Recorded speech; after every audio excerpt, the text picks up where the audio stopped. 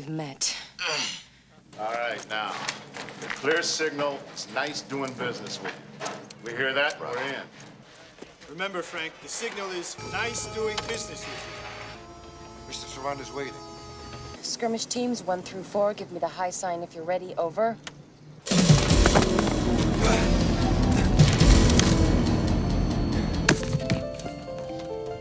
Look at this. Serrano's got religion.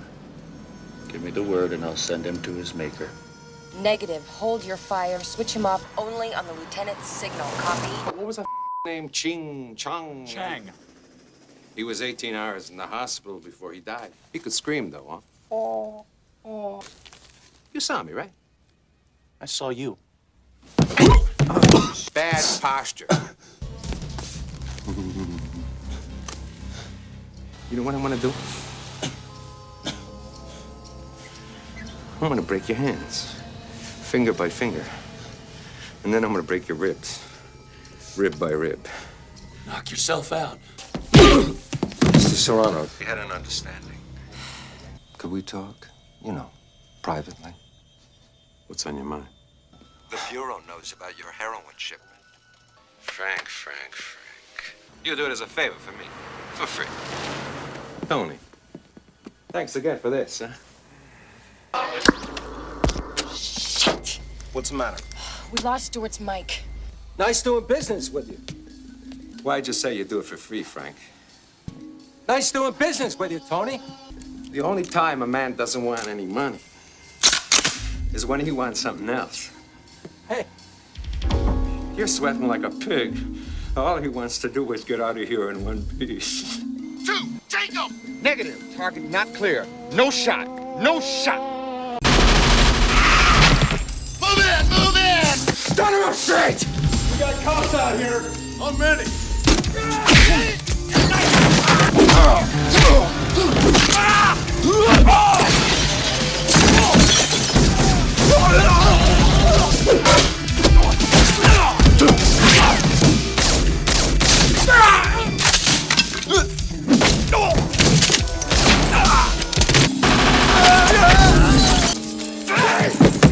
I'll make you a deal. Okay, all right. I'll give you all the money you want. The only time a man doesn't want money is if he wants something else. You're sweating like a pig. All he wants is to get out in one piece. The story begins in Thailand with a mafia drug distributor named Antonio Serrano visiting his longtime associate, the powerful drug kingpin Kinman Tao. Serrano is facing serious problems with his distribution network and proposes a formal partnership to combine their resources. I need help, Tony.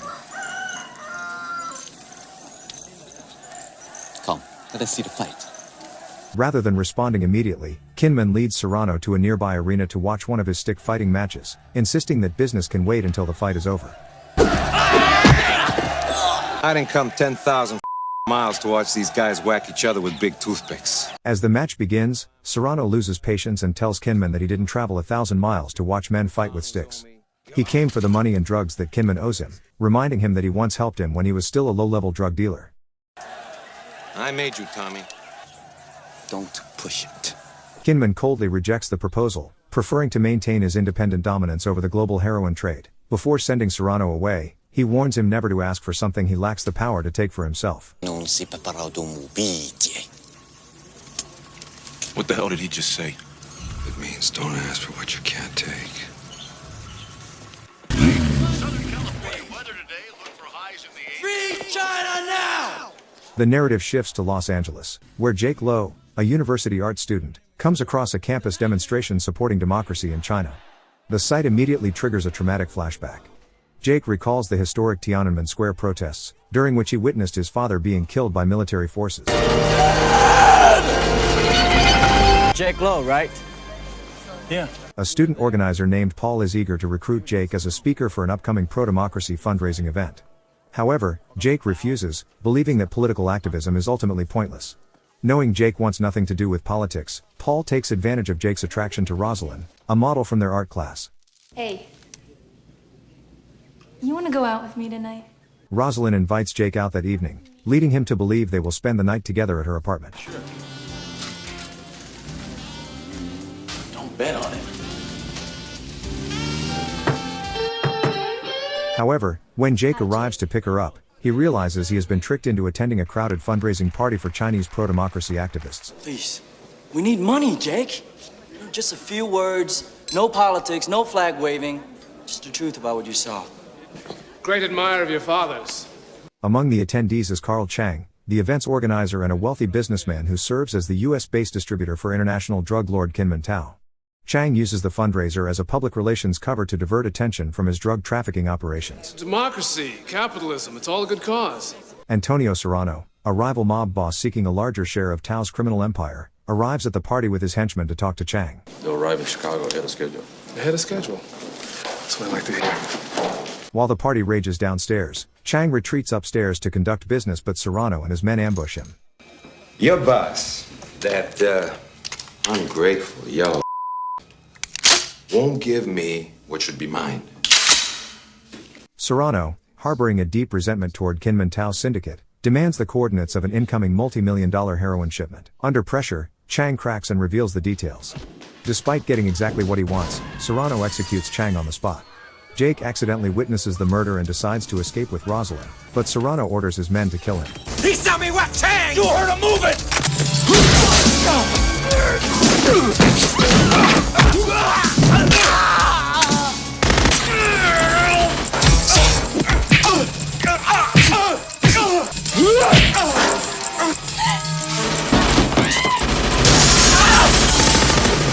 Using his martial arts skills, Jake neutralizes Serrano's armed thugs before fleeing on his motorcycle. However, he violently crashes in the middle of the street and is immediately arrested by the arriving police. There are 7 bodies in the morgue, 13 in the hospital. You want to take a look at the mug books? Help us out. At the precinct, Jake is uncooperative with traditional questioning, but he uses his artistic talent to sketch a flawless portrait of Serrano. This catches the attention of Detective Frank Stewart. This is our break. Cigarette? Stewart informs Jake that as the sole eyewitness to Chang's murder, his testimony is critical because mobsters are actively hunting him down. He convinces Jake that he must stay alive to testify before a grand jury to lock Serrano away forever. No way! You'll cooperate or I'll bury your ass in charges you can't even spell. When Jake resists, the detectives threaten to charge him with withholding information in a crucial murder investigation. That's blackmail. That is law enforcement. Left with no other options, Jake agrees to cooperate and is relocated to Chicago. Jake is taken to a remote safe house, but the federal agents assigned to protect him quickly reveal themselves to be corrupt. Nobody's gonna testify against Serrano. Especially you, Jake.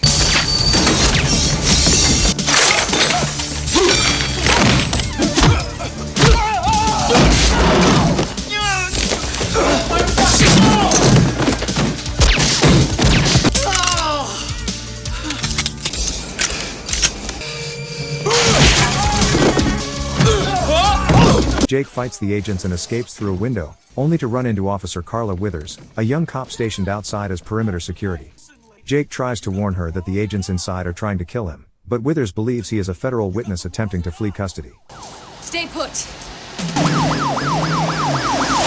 When the backup officer arrives, Jake physically disarms Withers and uses the distraction to escape.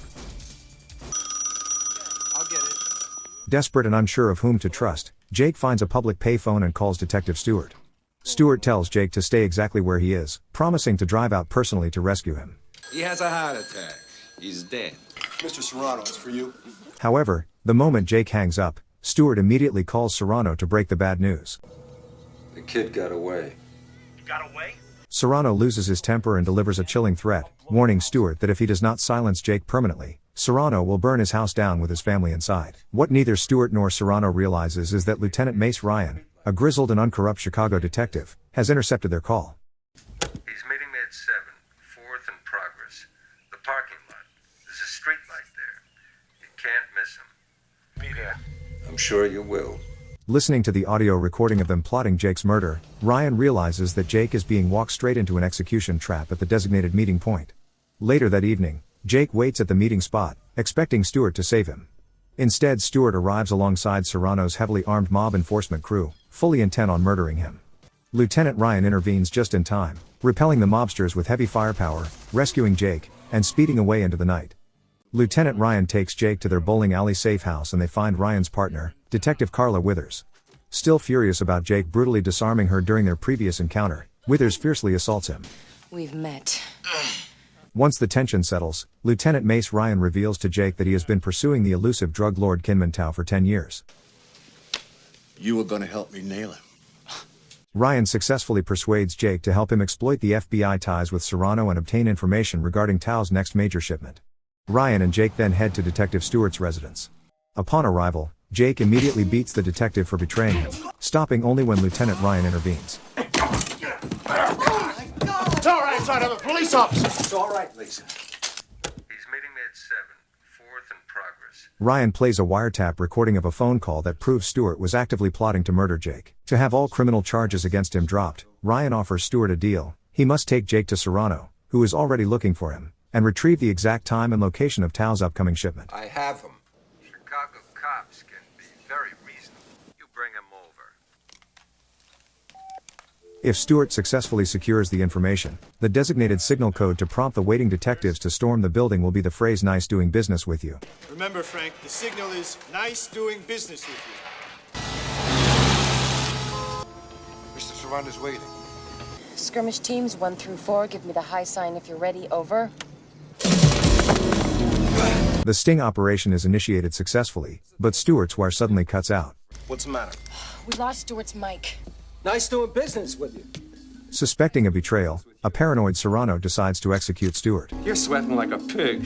All he wants to do is get out of here in one piece. Son of a... The police hear the gunfire and immediately open fire on the building as a chaotic shootout erupts.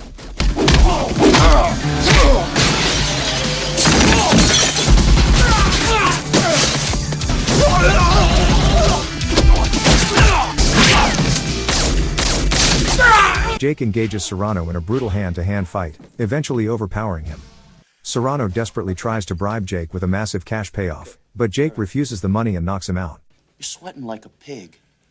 All he wants is to get out in one piece. Jake delivers the beaten mobster to the waiting detectives, and Serrano is officially taken into police custody. Later that night, Jake and Carla profess their love for one another and become intimate in her apartment. That night, Kinman Tao sends his men to raid the police station, culminating in Serrano being brutally murdered inside his holding cell in retaliation for the murder of Carl Chang. Ryan and his tactical team lead a high-stakes raid on the newly discovered location of Kinman Tao's next shipment. You ready? Ready. As Jake infiltrates the building, Ryan and Withers are ambushed and captured by Tao's guards. Ryan! Looks like you finally figured me out, Ryan. Yeah, I've never killed a cop. Thought it was bad for business.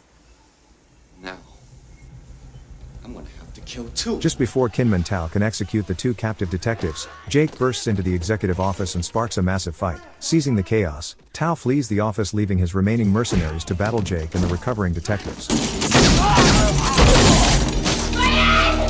In the middle of the frantic shootout, Lieutenant Ryan is shot severely in the stomach, but he manages to order Jake not to let Tao escape.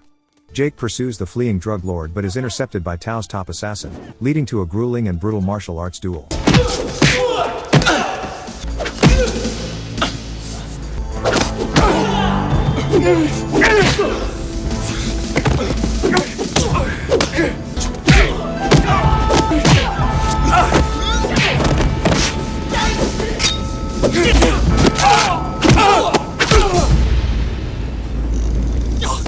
After a punishing exchange, Jake finally defeats the enforcer and continues his pursuit. Kinman Tao attempts to flee toward an adjacent outdoor train platform, clutching a briefcase containing his entire fortune. Jake corners Tao on the platform, triggering a final physical confrontation.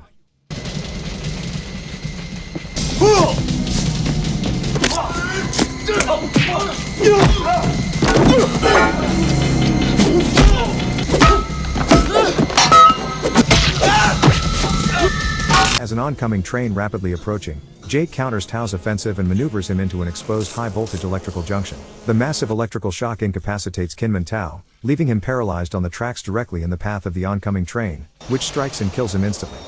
The story ends as Jake and Detective Withers load a bloodied but alive Lieutenant Ryan into the back of a waiting ambulance, driving away from the scene as Kinman Tao's criminal empire is completely dismantled. Subscribe for more dramas like this, and don't forget to like this video. It really helps the channel grow.